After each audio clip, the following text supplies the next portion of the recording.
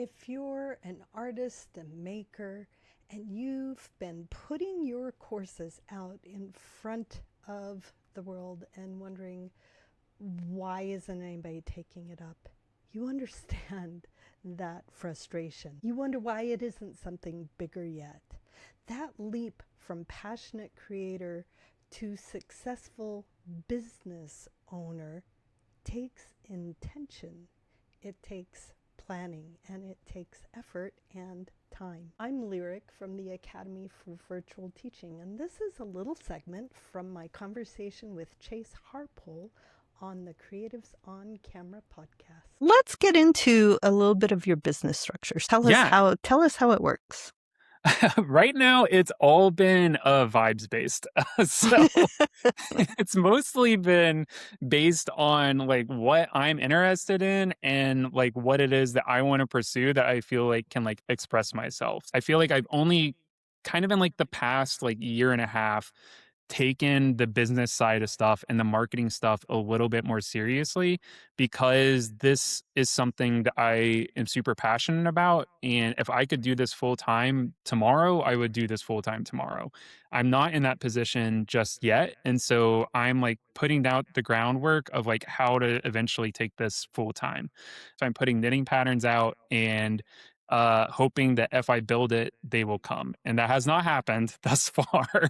And so that's why I've had to kind of re-strategize stuff a little bit. But I also like have been teaching at my local community center. So I'm teaching these like 10-week classes to people that are like a beginner knitting class. It's not quite online, but I have like a top-down camera that I use so that I can like show people the stitches that I'm doing as I'm doing it. In your And in-person class. in my in-person class, Yeah. yes, and students love it because they can see me do it, so it's Right. a real, like, interfacing of, like, technology and, like, hands-on. Yeah. Uh Once I brought a projector to my in-person travel teaching, just everything changed. When people from the entire room all at once can see up close, like they're sitting on your lap, that just lets you get across what you're doing so much easier and so much better. and so I am hoping to eventually teach online as well because I feel like I've gotten so much out of handcrafts, and I feel like I understand myself so much better through handcrafts that I'm excited to share the confidence that I've built in crafts with other people and, hopefully inspire them to be more confident in taking on more complex projects. There it is. There's people who just have that heart. Yeah. Instead of sitting and I'm going to make my own thing here in my house on my own and be proud of it, you have to turn around and share it. If, Chase, you could imagine 2 years from now, you had an easy button and it was your full-time job and it was thriving and it just magically happened, what would your amazing Chase Harpole knitting business look like? Yeah.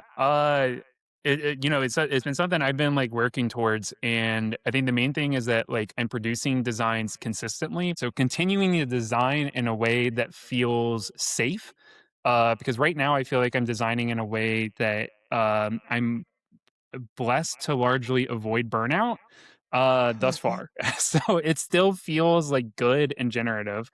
I kind of have a dream of creating like infotainment around knitting. I really love watching people with a skill talk about their skill at like a really accessible way. All right, so you'd have where would this, infotainment channel live? I mean, if I could get a PBS budget, that would be lovely. So still creating, maybe still creating patterns, but you're educating the public, not necessarily in a, "Here's exactly how to knit," but the love of creation. Yes. Okay.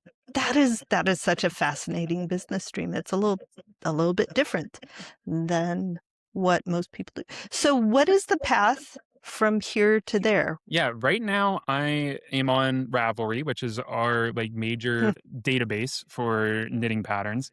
I would say I'm also on Instagram, which is probably my primary social media at the moment. And I would say those two avenues are like the primary ways of finding me. I would love to build a website that is like a little bit more flexible in terms of like showcasing the educational content in addition to my patterns and kind of like merging the two. Hmm. And but that's all in the works. With the push of the button, I've also hired people to do all this stuff that I don't want to do. Yeah. So Well, and that's so many people don't do that at the beginning of their business, yeah, because most of the time we're strapped and we think we yeah. can't afford it.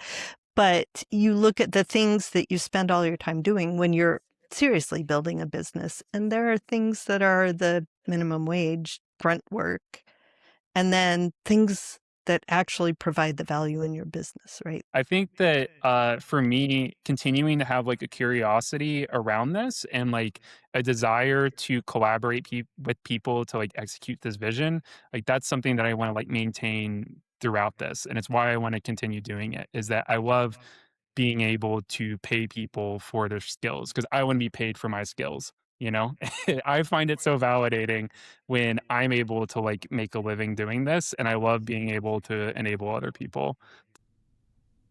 Interesting, right? So think back to when you were first planning your business or thinking about it, or if you're there right now, and tell us how you think, how you're planning. Are you vibes based? Are you the kind of business who writes everything out and has a plan 10 years into the future? Something in between? Let's chat about it. Talk. Tell us in the comments. There are as many right ways to plan a business as there are people who run businesses. And as always, you are invited to the Academy for Virtual Teaching, to our free community of people just like us. We get each other. We get how hard and how fun being an artist, a creator, a maker who is sharing and teaching online can be.